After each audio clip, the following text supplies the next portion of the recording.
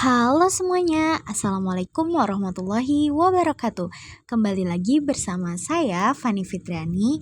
Dalam video kali ini, kita akan belajar bersama terkait pengadministrasian dan pengolahan instrumen sosiometri, dan juga menganalisis barang-barang terkait program dan juga RPL. Yuk tonton sampai akhir ya, stay tune. Video pengadministrasian. Oke, baik. Bismillahirrahmanirrahim. Assalamualaikum warahmatullahi wabarakatuh. Waalaikumsalam warahmatullahi wabarakatuh. Selamat siang teman-teman semua. Gimana kabarnya hari ini? Alhamdulillah baik. Alhamdulillah baik ya. Oke teman-teman, sebelum melakukan kegiatan hari ini, mungkin kita perkenalan dulu kali ya, biar lebih akrab. Perkenalkan teman-teman, nama saya Fani Fitriani. Saya mahasiswa aktif bimbingan konseling Islam semester 5 di UIN Sultan Maulana Hasanuddin Banten. Nah, hari ini saya ingin melakukan kegiatan pengambilan data untuk teman-teman yang ada di kelas ini melalui instrumen sosiometri, teman-teman. Nah, teman-teman di sini ada yang tahu nggak sih instrumen sosiometri itu apa? Nggak tahu ya. Jadi instrumen ini saya berikan kepada teman-teman untuk mengetahui seberapa jauh hubungan interaksi sosial antara teman-teman yang ada di kelas ini. Jadi biar saya tahu dan nantinya manfaatnya itu ketika saya ingin memberikan layanan sesuai dengan sasarannya teman-teman gitu. Gimana teman-teman, ada pertanyaan nggak? Gak ada. Oke, kalau tidak ada pertanyaan, mungkin langsung saya bagikan aja ya satu persatu.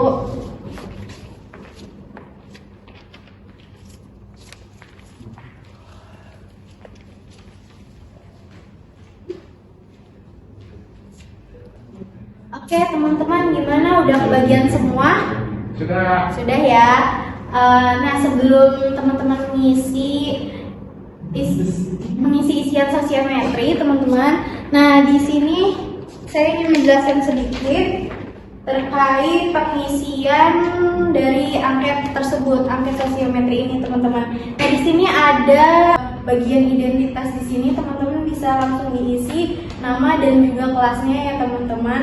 Nah, di sini ada 3 item pernyataan, teman-teman.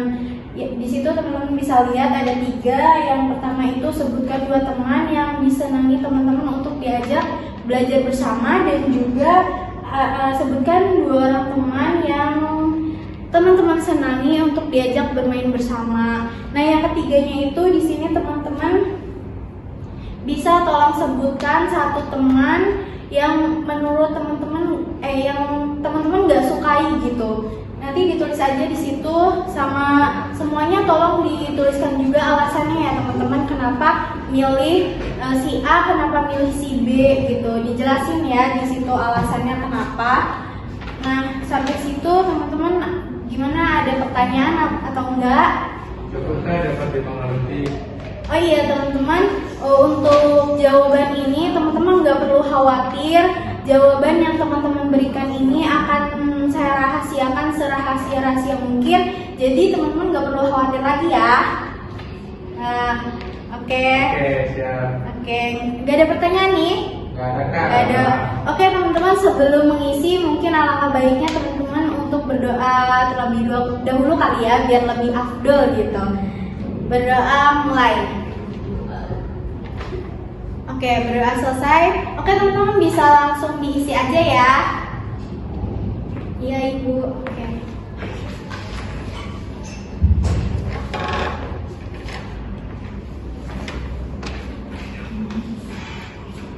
Gimana teman-teman, udah selesai? Sudah. Sudah. Oke, dikumpulkan ya. Oke, Bu. Dikumpulin kemana? Di sini saya ambilin. Oke. Oke. Oke, terima kasih banyak teman-teman yang sudah menyempatkan waktunya dan juga sudah mau mengisi instrumen sosiometri ini. Semoga hari-hari teman-teman diberikan kelancaran dan juga kebahagiaan di setiap harinya. Mungkin itu saja yang bisa saya sampaikan pada kegiatan hari ini. Kurang dan lebihnya saya mohon maaf. Billahi fisabilillah karena sampai mutina. Wassalamualaikum warahmatullahi wabarakatuh. Membuat tabel tabulasi dari tiap jawaban pilihan. Oke teman-teman, di sini pada video kali ini kita akan membahas terkait pengolahan data yang sudah kita ambil pada pengadministrasian di hari kemarin di Pondok Pesantren Al-Wasilah. Nah, di sini sudah terdapat tabel tabulasi arah pilihan. Ini kita bikin dua karena terdapat dua item pernyataan ataupun dua item yang kita sebarkan, teman-teman. Nah, di sini kan ada dua nih, ada dua. Jadi kita juga membuat tabel tabulasinya dua ya, teman-teman. Nah, di sini tabulasi arah pilihan teman yang disenangi untuk diajak belajar bersama. Nah, teman-teman bisa lihat di sini. Untuk yang pertama kita membuat tabelnya terlebih dahulu. Di sini ada nomor, ada pilihan atau pemilih. Nah, pilihan atau pemilih ini kita buatnya nama tapi berdasarkan inisial namanya aja ya, teman-teman. Nah, kemudian di sini ada JK. JK ini jenis kelamin ya, teman-teman. Di sini ada 3 laki-laki dan 10 perempuan. Nah, di sini sama, di sini nomor pilihan ya, teman-teman. Nah, di sini sama jenis kelamin juga. Jadi nanti untuk pengolahannya itu pemilih atas nama AN ini memilih pilihan pertamanya itu dia nomor 5 inisial NI. Nah, kita kasih skor pilihan pertama itu 2 poin ya, teman-teman. Nah, untuk pilihan kedua dari pemilih atas nama AN ini, dia memilih nomor 3 sebagai pilihan keduanya. Nomor 3 itu inisial AH. Jadi kita kasih poin 1 ya, teman-teman. Nah, semuanya lakukan seperti itu berulang kali ya, teman-teman, sampai dengan selesai.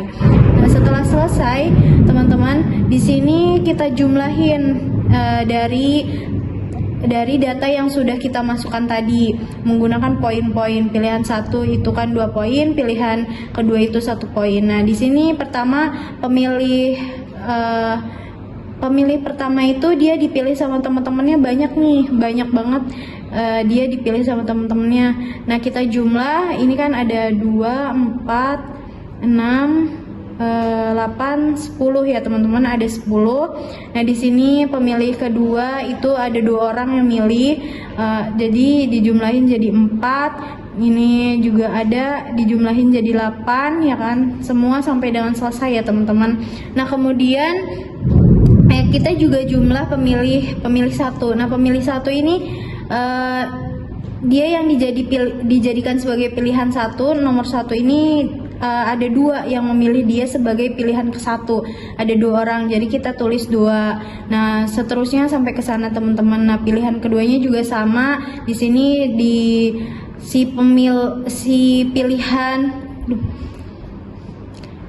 dia sebagai dipilih sebagai pilihan kedua. Yang nomor 1 ini dipilih sebagai pilihan kedua, dijumlahin, teman-teman, jadi ada 6 orang sampai selesai sampai ke sini.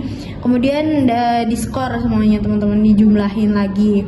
Nah, dijumlahin, ini ada 8, ini 2. Nah, kan kita bisa lihat nih, teman-teman, sebenarnya dari tabel tabulasi ini aja kita bisa melihat bahwa dia yang memiliki jumlah atau skor dan pilihannya nih 0, 0, 0, 0. Ini nih dia siswa yang terisolasi atau siswa yang tidak dipilih oleh teman-temannya. Nah, bisa kelihatan ya, teman-teman. Dan di sini juga ada keterangan siswa dengan nomor urut 1, 3, 4 banyak dipilih sebagai teman yang disenangi untuk belajar bersama. Namun, terdapat 5 siswa yang sama sekali tidak dipilih sebagai teman yang disenangi dalam belajar bersama, gitu, teman-teman. Di sini siswa yang tidak dipilih sebagai teman yang disenangi dalam belajar bersama itu ada nomor urut 6, 8, 9, 11, dan juga 13. Membuat sosiogram teknik bebas. Nah, kemudian setelah kita membuat tabel tabulasi, kita buat sosiogramnya, teman-teman. Nah, di sini sosiogramnya saya menggunakan sosiogram teknik bebas. Nah, teknik bebas itu teman-teman bisa menaruh bola-bolanya ini di mana aja ya, teman-teman.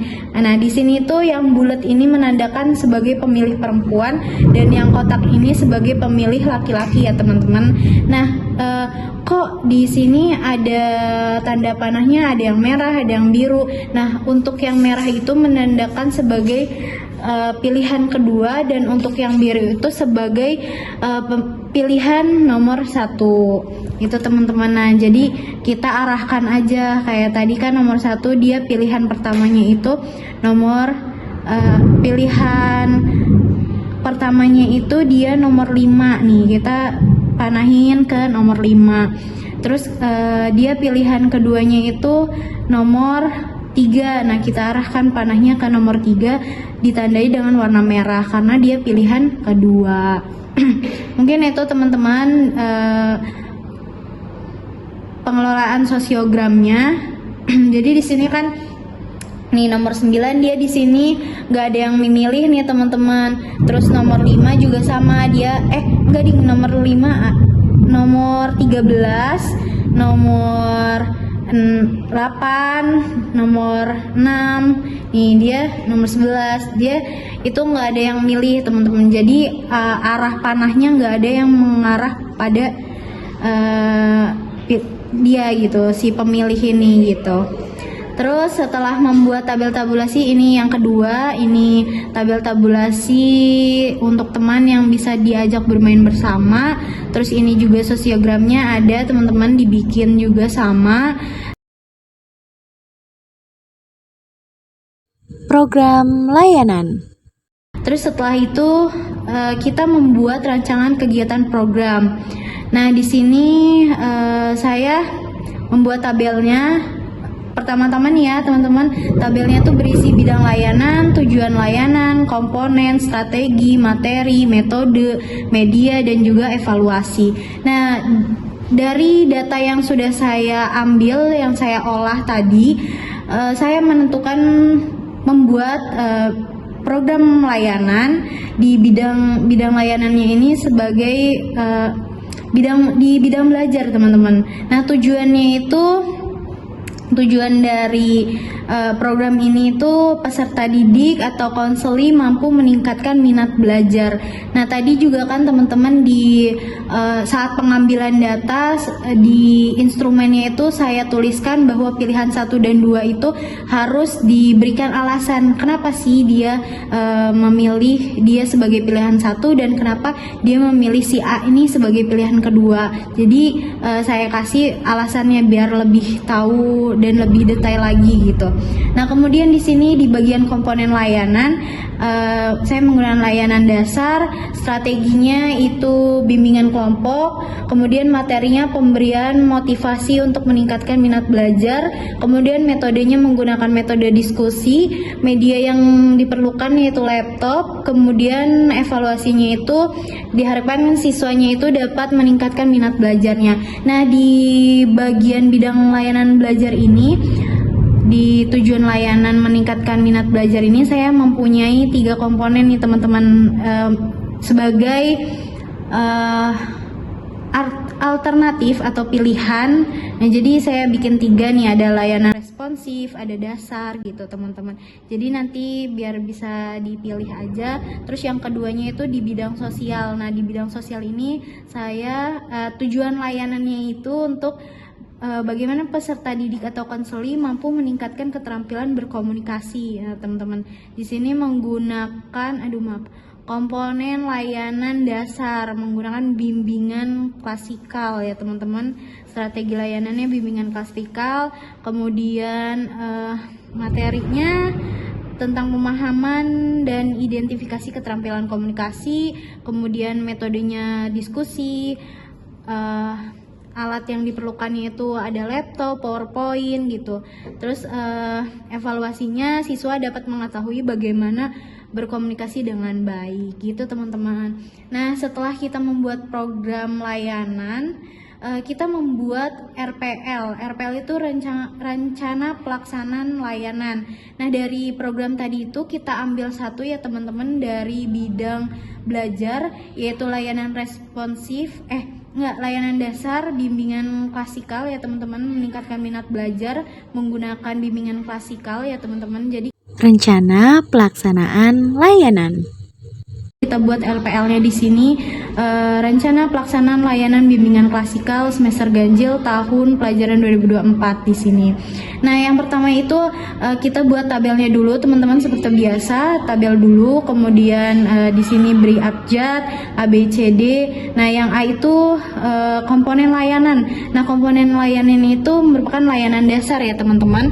Nah, yang keduanya itu bidang layanan. Bidang layanannya itu kan tadi kita bidang belajar. Kemudian yang ketiganya itu topik layanan teman-teman. Topik layanannya itu untuk meningkatkan minat belajar dengan bermain game edukasi pelajaran. Nah, yang keempatnya itu fungsi dari layanan ini. Fungsinya itu memberikan bantuan kepada peserta didik untuk mengembangkan keterampilan, pengetahuan, dan sikap dalam bidang pribadi, dalam bidang belajar teman-teman tadi itu, meningkatkan minat belajarnya.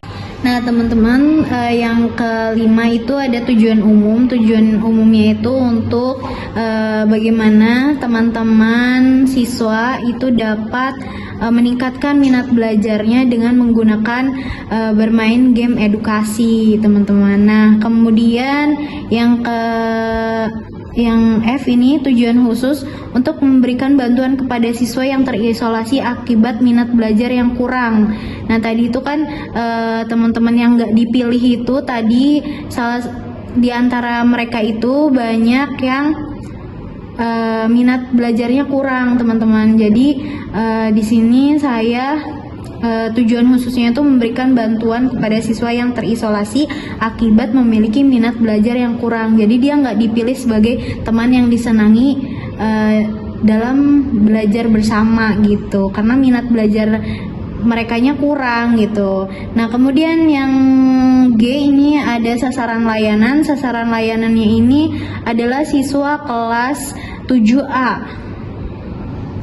ya teman-teman di Pondok Pesantren Al-Wasilah. Kemudian yang H ini materi layanan. Materi layanannya itu yang pertama pemberian motivasi belajar pada siswa, kemudian yang kedua mengidentifikasi manfaat belajar, yang ketiga pemberian game edukasi untuk meningkatkan minat belajar siswa. Nah waktunya ini di sini ada 2 kali 30 menit atau sama dengan sejam ya teman-teman di jam pelajaran. Kemudian sumbernya bisa dari artikel, sumbernya itu saya dari artikel ya teman-teman. Terus metode atau tekniknya itu kita bekerja sama dengan guru mata pelajaran atau wali kelas yang ada di sana gitu. Kemudian media atau alat yang dibutuhkan itu ada laptop, proyektor, speaker, PowerPoint dan lain sebagainya ya teman-teman. Kemudian tahap yang M ini, bagian M ini tahap pelaksanaan, ada tahap awal. Nah tahap awalnya itu guru bimbingan konseling atau konselor menyapa para peserta didik dengan kalimat yang membuat semangat dan tidak lupa juga menyanyikan yel-yel. Nah teman-teman, jadi di sini biar suasananya itu menjadi semakin seru lah gitu, semakin seru di kelasnya. Terus yang kedua tahap perkenalan guru bimbingan konseling dengan guru mata pelajaran atau wali kelas yang diajak bekerja sama. Kemudian yang ketiga itu guru bimbingan dan konseling atau konselor menyampaikan tentang tujuan khusus yang akan dicapai dari kegiatan ini gitu. Nah terus yang kedua ini ada penjelasan tentang langkah-langkah kegiatan teman-teman. Yang pertama itu tadi memberikan motivasi belajar pada siswa, jadi itu bisa dilakukan oleh konselornya ataupun oleh guru yang kita ajak kerjasama bareng. Terus yang kedua ada mengidentifikasi manfaat belajar pada siswa. Nah itu juga sama teman-teman, bisa teman-teman konselor ataupun guru yang diajak kerjasama. Terus yang ketiga pemberian game edukasi untuk meningkatkan minat belajar nih teman-teman, bisa dengan menggunakan game singing and dancing. Teman-teman bisa di download di Google Play Store ada. Terus terus Duolingo untuk belajar bahasa Inggris bersama, terus yang kedua juga bisa permainan tebak kata dan lain sebagainya. Nah, yang saya gunakan ini antara Singing dan Duolingo atau Kod ya teman-teman. Terus yang ketiga itu mengarahkan kegiatan. Guru bimbingan dan konseling memberikan penjelasan tentang topik yang akan dibicarakan. Terus yang kedua ada tahap peralihan.